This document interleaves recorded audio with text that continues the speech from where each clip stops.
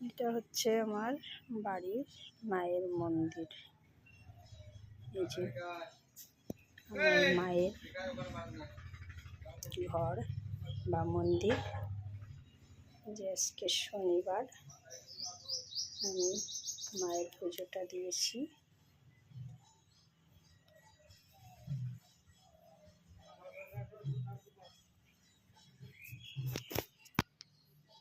যে আমার ছোট্ট ভোলানাথ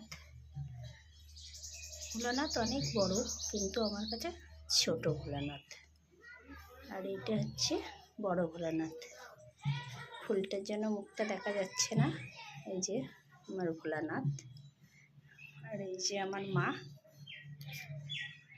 মা, তুমি সবার মঙ্গল করো, যেন সবার ভালো হয়। আর এটা হচ্ছে রাধা মাধব।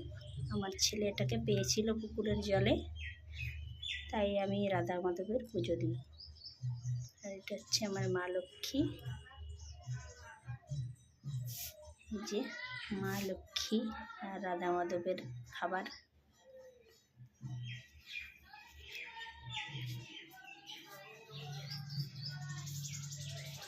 আর আগেও বলেছি, এটা আমার শ্বশুরমশাই।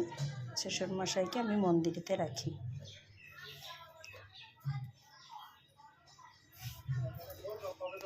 তো আমার মায়ের ভিডিও দেখে তোমাদের কেমন লাগলো? আশা করি সবার ভালো লাগবে।